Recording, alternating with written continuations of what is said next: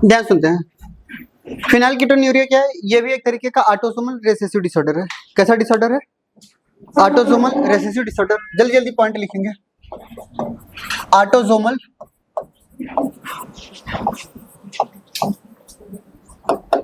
Recessive disorder है। कैसा disorder है? ऑटोसोमल रिसेसिव डिसऑर्डर है। यानी ऑटोसोमल रिसेसिव का कहने का मतलब अगर हमने बोला तो दैट इज लगाकर क्या लिखेंगे? Expressed in homozygous condition. बोली बात सही है? यानी सिर्फ और सिर्फ किस कंडीशन में होगा बताइए एक्सप्रेस? ये होमोजाइगस कंडीशन में ही एक्सप्रेस होगा। क्लियर? दूसरा पॉइंट हमारे पास आता है, फिनाइलकीटोन्यूरिया में होता क्या है? यह एक तरीके का मेटाबॉलिक डिसऑर्डर भी है। क्लियर? इसमें क्या होता है कि एक सबस्ट्रेट बनती है हमारे पास फिनाइल एलानिन। क्या बनती है? यहां पर एक सबस्ट्रेट है जिसका नाम है फिनाइल एलानिन। जब इसका मेटाबॉलिज्म होता है तो मेटाबॉलिज्म के दौरान यहाँ पे टायरोसिन बनता है। क्या बनता है? टायरोसिन बनता है। और यहाँ पे एक एंजाइम्स की जरूरत पड़ती है और उस एंजाइम्स का नाम है फिनाइल एलानिन हाइड्रोक्सिलेज एंजाइम्स, जिसको हम PAH भी बोलते हैं। ठीक है? जब ये एंजाइम्स बन रहेगा तो टायरोसिन बनेगा और टायरोसिन क्या करती है? हमारे मेटाबॉलिज्म में मदद करती है। यानी टायरोसिन हेल्प करती है किसमें बताइए? Tyrosine help in metabolism of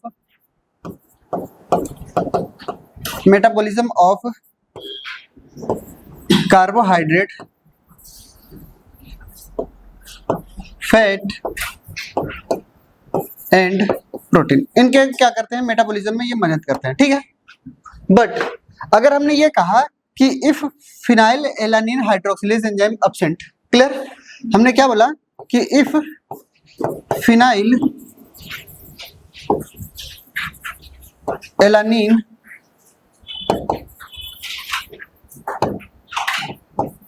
hydroxylase enzyme क्या होगी बताइए? एब्सेंट होगी। तो क्या होगा? तब तो फिनाइल एलानिन बनाने वाली जो जीन होगी वो भी तो एब्सेंट होगी। बोली बात सही है? जब ये एंजाइम्स एब्सेंट है इसका मतलब ये बनाने वाली एंजाइम्स को बनाने वाली जीन भी एब्सेंट है। तो फिनाइल एलानिन क्या करता है? ध्यान से देखिएगा। इस सिचुएशन में phenylalanine are converted into, जब हमारे पास क्या नहीं है बताइए? PAH नहीं है। ठीक है? तो ये कन्वर्ट होता है किसमें? फिनाइल पायरुवेट में। किसमें कन्वर्ट होता है बताइए? फिनाइल पायरुवेट में कन्वर्ट होता है। और जो हमारे पास फिनाइल पायरुवेट होता है वो किसमें बताता है? ये डिपॉजिट हो जाता है। क्लियर? इनके साथ साथ कुछ कीटोन बॉडीज भी आती है। क्या आती है बताइए? कीटोन बॉडीज भी आती है। ठीक है? ये जाकर के हमारी बॉडी में डिपॉजिट हो जाती है। कहाँ पे? ब्रेन सेल्स में। ठीक है? तो यानी ये क्या करती है? ये डिपॉजिट हो जाती है, डिपॉजिटेड इन ब्रेन सेल्स। ये जाकर के ब्रेन सेल्स में डिपॉजिट हो जाती है and lead to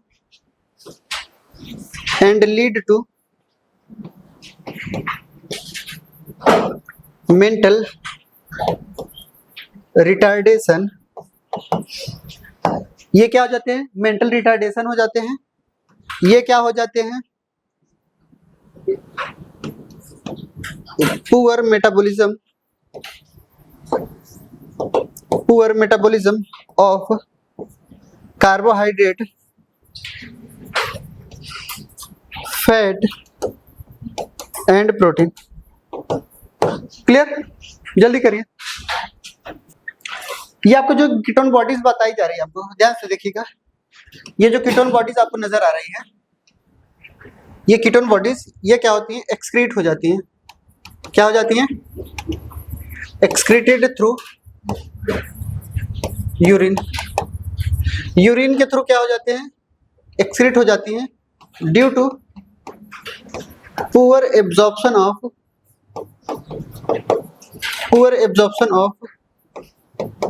kidney, kidney इसको सही से एब्जॉर्ब नहीं कर पाता, इसलिए बॉडी के बाहर निकल आती है। क्लियर?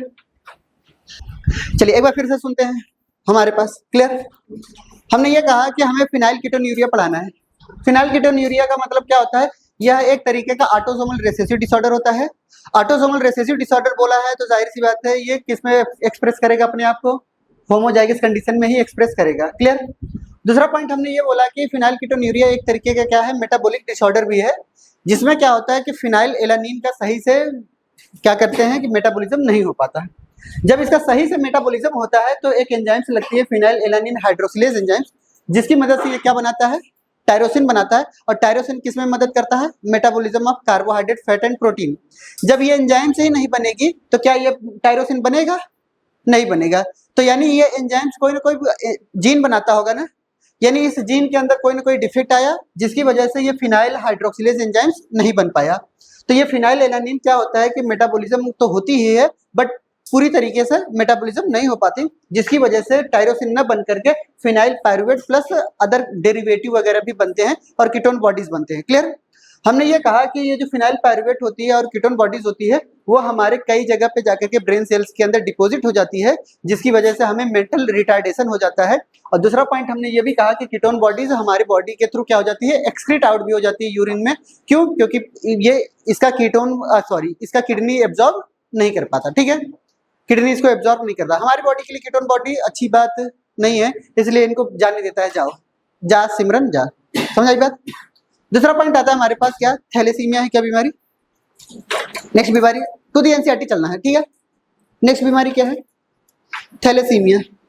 तो हेडिंग डालते हैं हमारे पास थैलेसीमिया।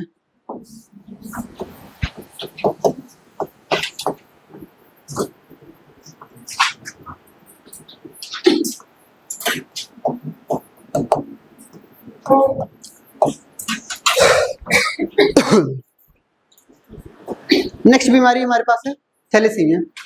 थैलेसीमिया के बारे में लिखेगा ऑटोसोमल रिसेसिव। ये भी कैसा बीमारी है बताइए, ऑटोसोमल रिसेसिव डिसऑर्डर है। कैसी बीमारी है, ऑटोसोमल रिसेसिव है। इसका मतलब क्या होगा, that is express only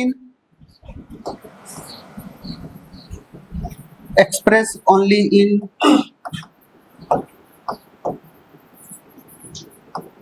homozygous condition, सिर्फ और सिर्फ होमोजाइगस कंडीशन में ही एक्सप्रेस होगा। क्लियर? दूसरा पॉइंट हमें इनमें थैलेसीमिया के बारे में बताना है कि यह एक तरीके का क्वांटिटेटिव डिसऑर्डर है। कैसा डिसऑर्डर है बताइए, क्वांटिटेटिव डिसऑर्डर है। अगर हमने आपसे बोला कि ये क्वांटिटेटिव डिसऑर्डर है, इसका मतलब आप क्या समझेंगे, यहाँ पे क्वालिटी खराब हो रही है, क्वांटिटी घट रही है। ये बात मुझे हमेशा याद रखना है कि सिकल सेल एनीमिया में आरबीसी का प्रोडक्शन जितना होता था उतना ही होगा। ठीक है, बट शेप एंड साइज बदल जाती थी, जिसकी वजह से वो क्वालिटी खराब हो जाती थी। इसलिए सिकल सेल एनीमिया कैसी बीमारी थी, क्वालिटेटिव डिसऑर्डर थी। यहाँ पे क्या हो रहा है, नंबर में डिक्रीज हो रही है। ठीक है, यानी यहाँ पे क्या हो रहा है, रिडक्शन हो रहा है। क्या हो रहा है बताइए, reduction in alpha and beta chain of haemoglobin. ये जो अल्फा चेन होती है, ये जो बीटा चेन होती है हमारे पास, वो क्या हो जाता है, कम प्रोड्यूस्ड होता है। जैसे आपको पता होगा कि हीमोग्लोबिन के पास क्या होता है, हमारे पास हीमोग्लोबिन के पास 4 पॉलीपेप्टाइड चेन होती है। कितनी पॉलीपेप्टाइड बताइए, 4 पॉलीपेप्टाइड चेन होती है। कितने पॉलीपेप्टाइड चेन बताइए, 4 पॉलीपेप्टाइड चेन होती है। और 4 में से पॉलीपेप्टाइड चेन में से हमारे पास 2 अल्फा के होते हैं और 2 बीटा के होते हैं। इतना बात पता है। कई जगह पे क्या होता है कि एक अल्फा डैश होते हैं और कई जगह पे एक बीटा डैश होते हैं। कई जगह पे ऐसा लिखा रहता है। हम सिंपल तरीके से एक alpha chain, 2 alpha chain, 2 beta chain हमने बताया। हमने ये कहा कि किसी भी अल्फा चेन के अंदर या किसी भी बीटा चेन के अंदर क्या हो जाए, उनके नंबर घट जाए, उनके अमीनो एसिड की जो नंबर है वो घट जाए। अगर अमीनो एसिड के नंबर अगर घट रहे हैं, डिक्रीज कर रहे हैं, तो जाहिर सी बात है क्या कहलाएगा, ये एक तरीके का थैलासीमिया ही कहलाएगा। But on the basis of किस टाइप का हमारे पास चेन घट रहा है, ठीक है। अगर अल्फा चेन के अमीनो एसिड में कमी आएगी तो हम क्या बोलेंगे, अल्फा थैलेसीमिया बोलेंगे, और अगर बीटा चेन की अमीनो एसिड में कमी आएगी तो मैं क्या बोलूंगा, बीटा थैलेसीमिया। समझ आई बात? यानी हमारे पास क्या आता है कि किस टाइप में कमी आ रही है, अल्फा में आ रही है या बीटा चेन में कमी आ रही है, इस बेसिस पे हम बोलते हैं थैलेसीमिया को दो कैटेगरीज में डिवाइड करते हैं। थैलेसीमिया कितने तरीके का होता है हमारे पास, दो तरीके का होता है, एक हमारे पास अल्फा थैलेसीमिया और एक तरीके का हमारे पास बीटा थैलेसीमिया। तो एक तरफ हमारे पास अल्फा थैलेसीमिया लिखेंगे और दूसरी तरफ हम क्या लिखेंगे, बीटा थैलेसीमिया लिखेंगे। दूसरी तरफ हम बीटा थैलेसीमिया लिखेंगे, एक तरफ अल्फा थैलेसीमिया और दूसरी तरफ बीटा थैलेसीमिया। दोनों में एक साथ डिफरेंस लिख लेंगे, हो जाएगा काम। चलिए सुनते रहिए। चलिए अल्फा थैलेसीमिया में क्या लिखेंगे, रिडक्शन इन, अरे बोलिए, reduction in alpha chain of haemoglobin, ठीक है। चलिए इनमें बताइए, reduction in beta chain of haemoglobin, बोलिए बात सही है। ये क्या आ गया, अल्फा हो गया और बीटा हो गया। अब ध्यान सुनिएगा, यहाँ पे क्या होता है, अल्फा चेन को जो बनाने वाली जीन होती है वो दो जीन के द्वारा रेगुलेट होती है। हमने क्या बोला कि जो भी प्रोडक्शन होता है, production of alpha chain is regulated by two gene, ठीक है। तो हमने ये कहा कि जो प्रोडक्शन ऑफ अल्फा चेन होती है, production of alpha polypeptide chain, alpha polypeptide chain regulated by कितने जीन बताइए, two gene, that is HbA1 and HbA2। कितने जीन हैं बताइए, HbA1 और HbA2 which are present on each 16 chromosomes, हर एक chromosome 16 chromosome पे प्रेजेंट है। क्लियर? जैसे हमारे पास ह्यूमन बींग्स कैसे हैं बताइए, अगर हम आपसे पूछें बताइए ह्यूमन बींग्स कैसे ऑर्गेनिज्म है, डिप्लॉयड है, तो इनके पास क्या होगा कि जो भी क्रोमोसोम्स इस तरीके के पाए जाएंगे तो क्या डिप्लॉयड कंडीशन में पाए जाएंगे। अगर हमने यहाँ पे बोला कि यहाँ पे एक जीन पाई जा रही है जिस जीन का नाम है HbA1, तो उसके सामने वाली जीन भी क्या पाई जाएगी, ठीक है। अगर हमने यहाँ पे कहा कि एक जो जीन पाई जा रही है HbA2, तो यहाँ की जो जीन पाई जाएगी वो भी कैसी पाई जाएगी, दोनों जीन हर एक क्रोमोसोम से पाए जा रहे हैं। ये जो क्रोमोसोम पाया जा रहा है 16 क्रोमोसोम है, कैसा क्रोमोसोम है बताइए, 16 क्रोमोसोम है। क्या ये दोनों क्रोमोसोम्स आपस में होमोलॉगस है, अरे बोलिए, तो ये कैसा क्रोमोसोम है, होमोलॉगस है। क्लियर? बीटा चेन की बात कर लेंगे, तो जो प्रोडक्शन होता है, प्रोडक्शन ऑफ बीटा पॉलीपेप्टाइड जो चेन है is regulated by single gene,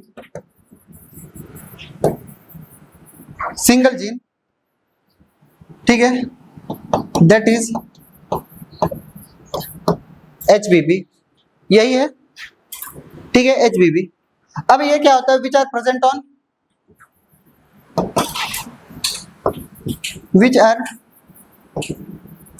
on chromosome number 11 है क्या, देखिए जरा, ठीक है जल्दी करिए। ऑटोसोमल तो डिसऑर्डर हो गए ना हमारे, अब हमारे पास क्या आता है, क्रोमोसोमल डिसऑर्डर। तो क्रोमोसोम पढ़ोगे तभी तो सेक्स आएगा, क्लियर। क्रोमोसोमल डिसऑर्डर समझे, चलिए ध्यान से देखिएगा।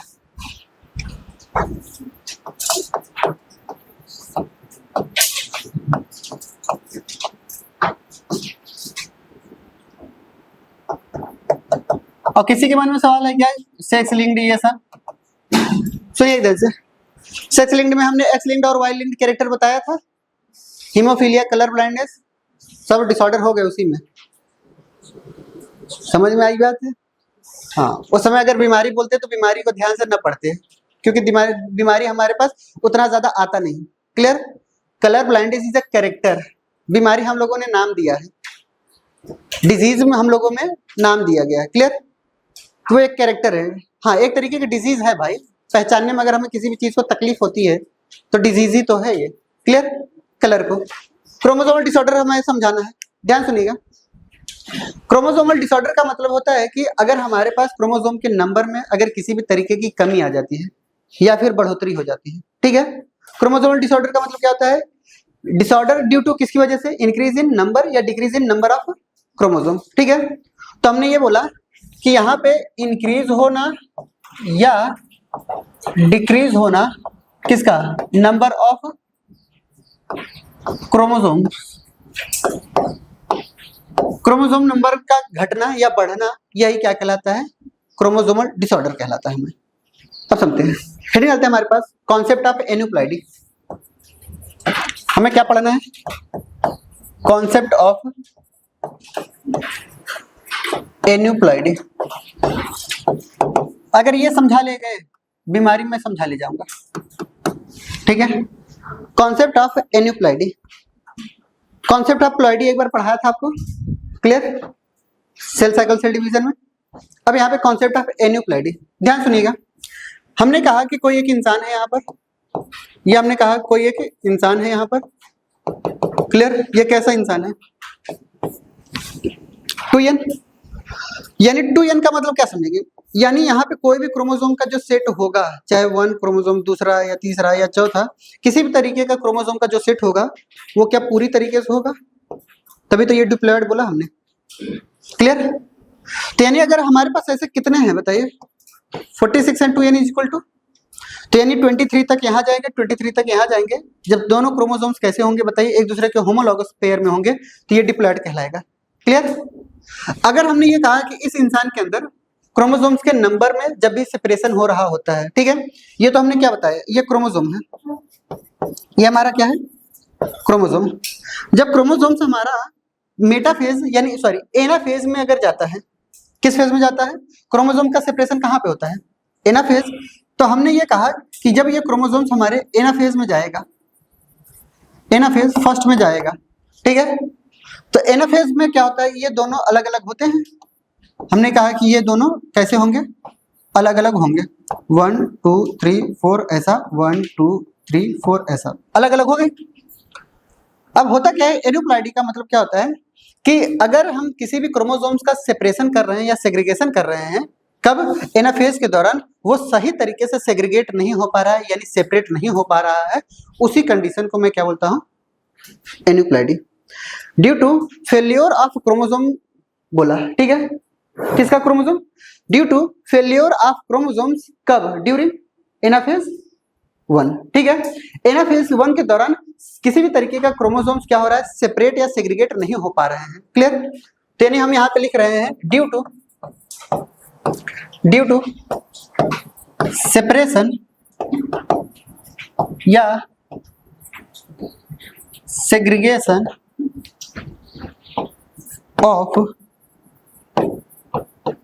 of chromosomes during एनाफेज 1 के दौरान, ठीक है। एनाफेज 1 के दौरान अगर सही तरीके से सेपरेट नहीं हो पा रहे हैं, सेपरेट नहीं हो पा रहे मतलब क्या है, अब यहाँ पे हम बीमारी पढ़ाने जा रहे हैं, क्लियर। अब ध्यान सुनिएगा, अगर ये कंडीशन किसकी आ गई, एन्यूप्लॉइडी की आ गई। कैसी कंडीशन आ गई, एन्यूप्लॉइडी की कंडीशन आ गई, तो ये सेपरेशन तो हो गए। ध्यान से देखिएगा, ये एक सेपरेशन यहाँ पे होगा, दूसरा सेपरेशन यहाँ पे हुआ। आपने उम्मीद क्या की थी, 1 2 3 4 ऐसा उम्मीद किया था। हमने ये कहा कि थर्ड क्रोमोसोम्स का या सेकंड क्रोमोसोम, किसी एक क्रोमोसोम्स का सेपरेशन सही से नहीं हो पाया। आप बताइए किसका ना कराएं सेपरेशन, आप कुछ भी ले सकते हैं, ठीक है। यानी हम मान चलते हैं कि सेकंड क्रोमोसोम का सेपरेशन नहीं हो पाया, तो यहाँ पे क्या आएगा बताइए, 1 यहाँ पे नील हो जाएगा, यहाँ पे क्या हो जाएगा 3, यहाँ पे 4। यहाँ पे क्या होगा कि जब भी क्रोमोसोम्स बनेगा, क्लियर, अब जब भी पास होगा, इनका क्रॉस होगा, तो यहाँ पे क्या आया बताइए, ये n हुआ था, ये n हुआ था, यहाँ पे क्या आएगा n+1, यहाँ पे क्या होगा n-1, यही तो होगा। समझ आई मेरी बात। अब इनमें किसी का भी क्रॉस कराएंगे हम, किसी से भी, ठीक है, तो हमने अगर इनका इनके साथ क्रॉस कराया तो क्या आएगा 2n+1 आएगा। अरे बोलिए, इनका इनके साथ कराएंगे तो क्या आएगा 2n-1 आएगा। अगर एक बढ़ रहा है क्रोमोसोम्स डिप्लॉयड से, एक क्रोमोसोम्स बढ़ा तो यानी क्या आ गया, ट्राइसोमी, ठीक है। अगर एक घट गया तो क्या बोला जाएगा, मोनोसोमी। समझ आ रही मेरी बात। अभी पहले इतना समझ लेते हैं, फिर ट्राइसोमी मोनोसोमी जो भी होगा बताएंगे आपको, क्लियर। जल्दी करिए, चलिए अब सुनते ध्यान से, इधर देखिएगा, यहाँ पे सुनिए। कोई एक इंसान है, ये मान चलते मैं हूं, ठीक। मेरे अंदर कुछ इस तरीके के क्रोमोसोम्स पाए जा रहे हैं, 1 2 3 4 5 6, 1 3 4 5 6। कौन सा क्रोमोसोम्स कम हो गया, 2 वाला, यानी यहाँ पे एक की कमी हो गई ना।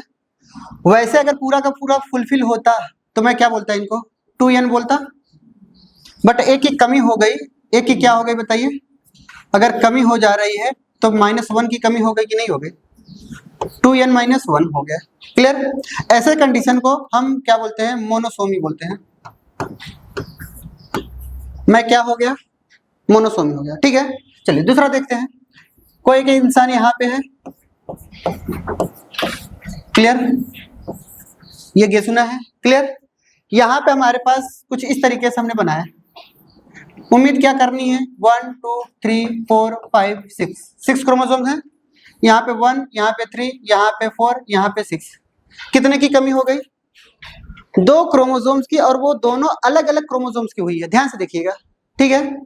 तो यानी यहाँ पे क्या होगा, अगर पूरी तरीके से अच्छे से होता तो क्या होता, 2n होता। 2 क्रोमोसोम्स की बनी हुई है तो क्या बोलेंगे, 2n-2 बोलेंगे, नहीं, पहले एक मोनोसोमी फिर एक मोनोसोमी, यानी कितने मोनोसोमी, 2, तो क्या बोला जाएगा, डबल मोनोसोमी बोला जाएगा। क्या बोला जाएगा, डबल मोनोसोमी बोला जाएगा। समझ आई बात। चलिए तीसरा इंसान बनाते हैं, क्लियर। अब हम मान चलते हैं यहाँ पर ये क्रोमोसोम्स यहाँ पे ऐसा था, 1 2 3 4 5 6, 1 2 2 3 4 5 6। यहाँ पे क्या हो गया, 2 क्रोमोसोम्स का 3 हो गए। पहले सही होता सब कुछ तो 2n होता, एक बढ़ गया तो क्या बोला जाएगा, क्या बोला जाएगा, ट्राइसोमी, क्लियर। चलिए एक इंसान हमने यहाँ पे लिया, क्लियर। उम्मीद करिए इनके पास क्या होगा, 2n होना चाहिए था, 1 2 3 5 6, 1 2 3 5 6, क्लियर। क्या हो गया, 4 क्रोमोसोम ही पूरा का पूरा गायब हो गया, ठीक है। यानी यहाँ पे क्या हो रहा है, पूरा का पूरा गायब ही हो रहा है, तो इनको हम बोलते हैं नलीसोमी। इनको हम क्या बोलेंगे, नलीसोमी। समझ आई बात। यानी 2n-2,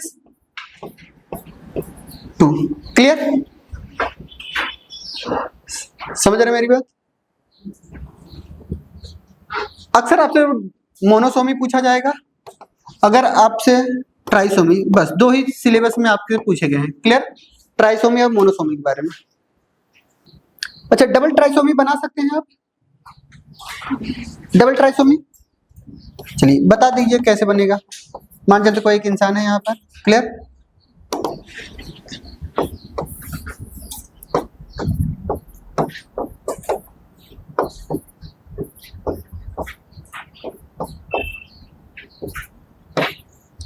दूसरा क्रोमोसोम और चौथा क्रोमोसोम डबल हो गए, 2n+1+1 ना, तो ये क्या बोला जाएगा, डबल ट्राइसोमी, ठीक है। चलिए एक इंसान यहाँ पे हमने बनाया, यहाँ पे क्या होगा उम्मीद देखिए,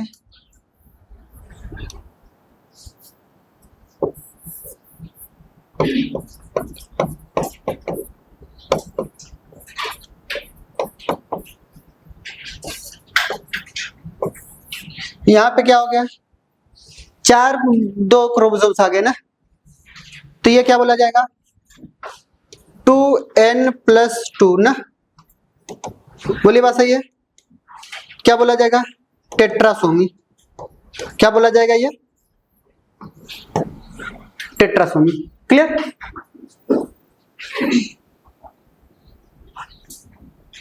अब तो समझ में आ गया होगा ना सेग्रीगेशन के दौरान क्यों फेल हो गया, किसी भी तरीके से फेल होने की वजह से ही एन्यूप्लॉइडी आती है। अच्छा, एन्यूप्लॉइडी कब हुआ बताइए, एनाफेज 1 मतलब क्या, मियोसिस हुआ, ये क्या हुआ है बताइए, मियोसिस हुआ है, ठीक है। चलिए अब सुनते ध्यान से, अगर हमसे कॉन्सेप्ट ऑफ पॉलीप्लॉइडी पूछ लिया जाए, क्या पूछ लिया जाए, पॉलीप्लॉइडी, तो कैसे बताएंगे, ध्यान समझिएगा। कोई एक सेल है, ये जीवन में गया, जीवन के बाद कहाँ इंटर करता है, एस के बाद कहाँ इंटर करता है, G2 में इंटर करता है, क्लियर। G2 के बाद ये क्या करता है, हमारे पास यहाँ पे प्रोफेज आते हैं, फिर यहाँ पे क्या आते हैं, मेटाफेज आते हैं, फिर यहाँ पे एनाफेज आते हैं, क्लियर। अगर हम मान चलते हैं यहाँ पर 4 तरीके के क्रोमोसोम्स हमने बनाए, कितने तरीके के क्रोमोसोम्स, 4 तरीके के क्रोमोसोम्स, हमने ये कहा कि 4 तरीके के 1 2 3 4 क्रोमोसोम्स लिए, क्लियर। यहाँ पे 4 क्रोमोसोम्स लिया हमने, क्लियर, 4 क्रोमोसोम्स लिए। मेटाफेज में भी कितने क्रोमोसोम्स, 4 क्रोमोसोम्स होंगे, तो क्रोमोसोम्स कुछ इस तरीके से हमने बनाया,